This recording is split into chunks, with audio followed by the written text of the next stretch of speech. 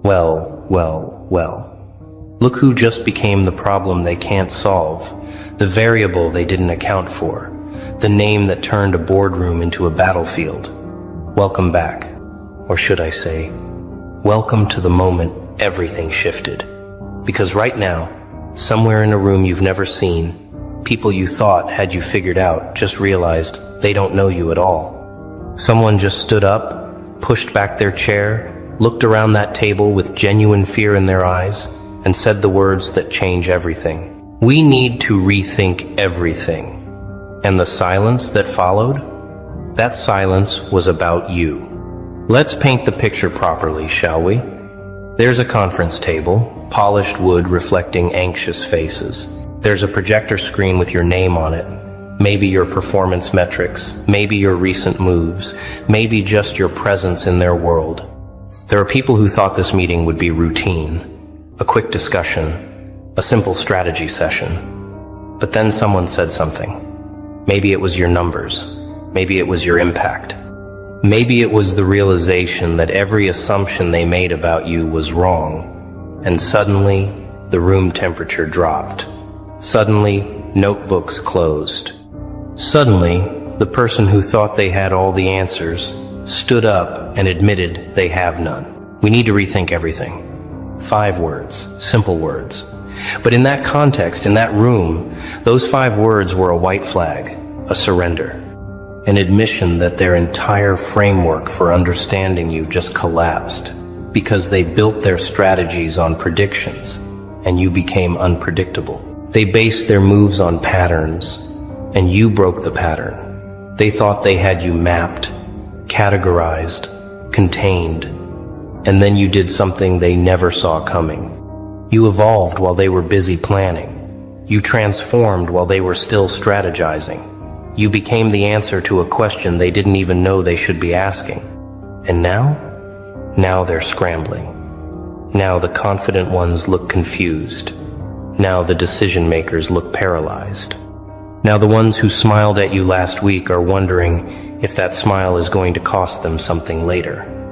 Because this meeting wasn't supposed to end like this. It was supposed to end with clarity, with direction, with everyone nodding in agreement about how to handle you. Instead, it ended with chaos. It ended with someone walking out.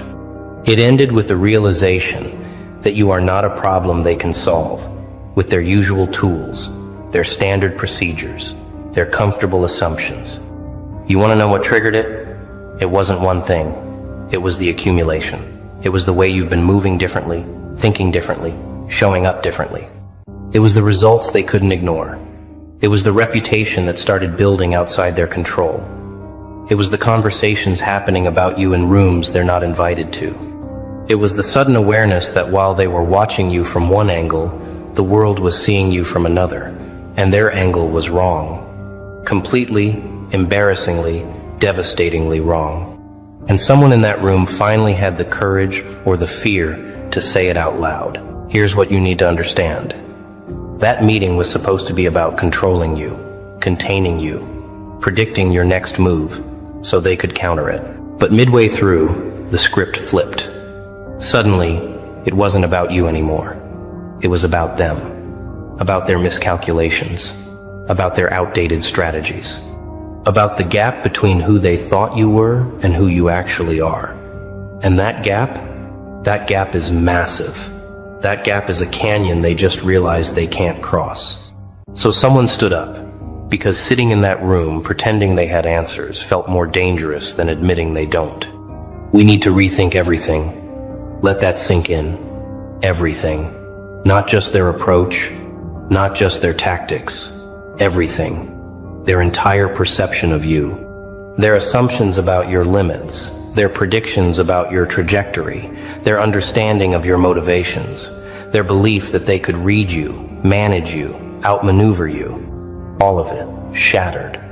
And the beautiful, poetic justice of this moment is that you didn't have to say a word. You didn't have to defend yourself. You didn't have to prove anything. Your actions, your results, your evolution spoke so loudly that it silenced an entire room. Think about the timeline here. Weeks ago, maybe months ago, you were the topic of casual conversation. Easy to dismiss, easy to underestimate, easy to file away underhandled, or not a threat, or we know exactly what they're about. They had you in a box. A neat, comfortable, predictable box. And they checked on that box occasionally, nodded in satisfaction, and moved on to other concerns. But somewhere along the line, the box started shaking, and they ignored it. Then the box started cracking, and they made excuses. Then the box exploded. And now they're standing in the debris, looking at each other, asking how this happened. You happened. That's how. You refused to stay in their narrative. You refused to play the role they assigned you. You refused to be the person their spreadsheets predicted you'd be. And every time they tried to adjust their models to account for you, you'd already moved 3 steps ahead. Every time they thought they'd figured out your pattern, you introduced a new variable. Every time they prepared a response to what they thought you'd do, you did something else entirely. And now, after all that, after all their analysis and all their planning, they're back at square one, worse than square one, because now they know their tools don't work. The person who walked out, that person might have been the smartest one in the room, because staying in that meeting would mean continuing to pretend they have control they don't have. It would mean nodding along while everyone else builds new strategies on the same broken foundation. It would mean complicity in the delusion that they can still predict you, still manage you, still fit you into their frameworks. And some people, when they see the truth clearly enough, can't play along anymore, so they leave. They walk out, and their exit becomes the loudest statement in the room. But let's talk about the ones who stayed. The ones who are still sitting there, staring at their notes, trying to salvage something from this disaster. They're the dangerous ones now. Not because they're smart, not because they have a plan, but because they're desperate, and desperate people make reckless moves. They'll try to speed up timelines. They'll try to force reactions from you. They'll try to provoke you into revealing your strategy, because they've run out of ways to predict it. They need you to make a mistake so they can feel in control again. They need you to slip so they can say, "See? We knew it all along." Here's the truth that's keeping them up tonight. You're not making mistakes. You're making moves. Calculated, patient, strategic moves.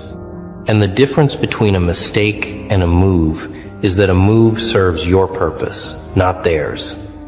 Every time they expected you to react, you responded. Every time they expected you to defend, you advanced. Every time they expected you to shrink, you expanded. And they've been so busy looking for your weaknesses that they completely missed your strengths. So now they're sitting in meetings, rethinking everything, because the game changed and they're still playing by old rules. You know what's really eating at them? It's not just that they were wrong, it's that they were publicly wrong. That meeting wasn't private.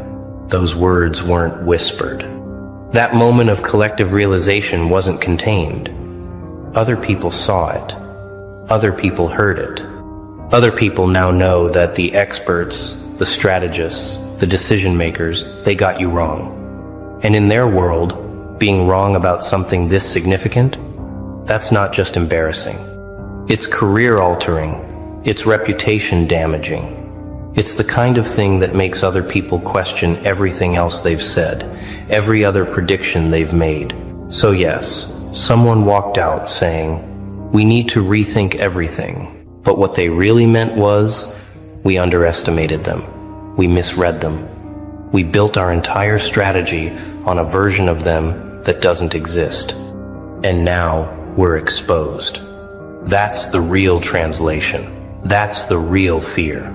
Because rethinking everything means admitting everything up until now was wrong. And people like that, people who build their identities on being right, on being ahead, on being in control, admitting they're wrong breaks something fundamental in them. It fractures their confidence. It undermines their authority. It makes them question not just you, but themselves. And here's where this gets beautifully ironic. While they're busy rethinking everything about you, you don't have to rethink anything about yourself. You know who you are. You know what you're capable of. You know where you're going. Their confusion isn't your problem. Their crisis isn't your responsibility. Their desperate need to categorize you, to understand you, to predict you, that's their burden, not yours. You're free from their frameworks, free from their expectations, free from their need to make you fit into boxes that were always too small for you anyway. Let's dig deeper into what that meeting revealed, because it wasn't just about you, it was about them, about their systems, about their limitations, about the fact that their entire approach to understanding people is flawed. They rely on data, on patterns, on historical behavior, and all of that works beautifully when dealing with predictable people. But you're not predictable. You're adaptive. You're evolving. You're someone who learns, who grows, who transforms. And their systems can't account for transformation. Their models can't predict evolution. Their strategies can't contain someone who refuses to be the same person twice. So when someone stood up and said, "We need to rethink everything," what they were really confronting was the limitation of their own thinking. They were admitting that the tools they've relied on, the frameworks they've trusted, the strategies they've deployed, they don't work on you. And if they don't work on you, what else are they wrong about? Who else have they underestimated? What other opportunities have they missed because they were too busy fitting people into predetermined categories? That's the real chaos that meeting ended in. Not just confusion about you, but doubt about everything. And you want to know the most satisfying part? You didn't set out to break their systems. You didn't wake up trying to prove them wrong. You were just being yourself, growing, learning, evolving, pursuing your goals, living your life. And somehow, just by being authentically, unapologetically yourself, you became the variable that broke their equations. You became the case study that invalidated their theories. You became the example that exposed their expertise as limited. Not because you tried, but because you existed outside the boundaries they tried to impose on you.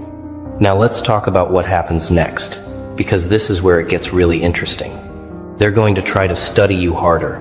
They're going to try to find new patterns.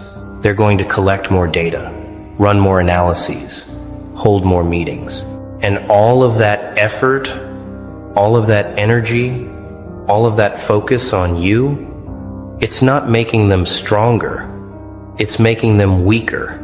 Because every hour they spend trying to figure you out is an hour they're not spending on their own growth.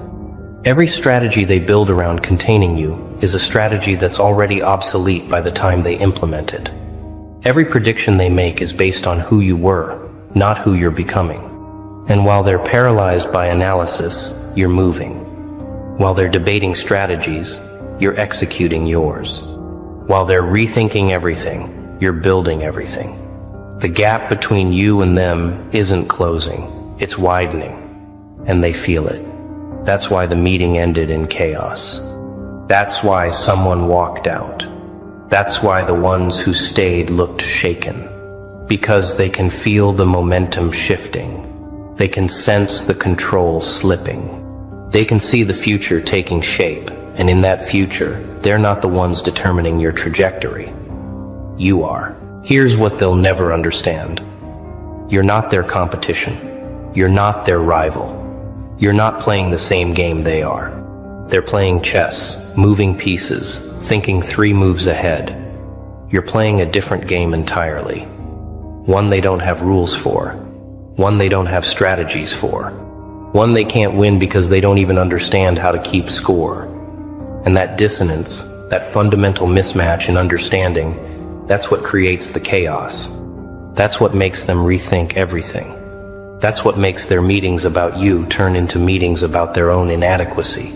Let's address the fear, because fear is the real emotion driving that chaos. They're afraid of what you represent, not who you are as a person, but what you symbolize. You represent the possibility that their entire worldview is wrong.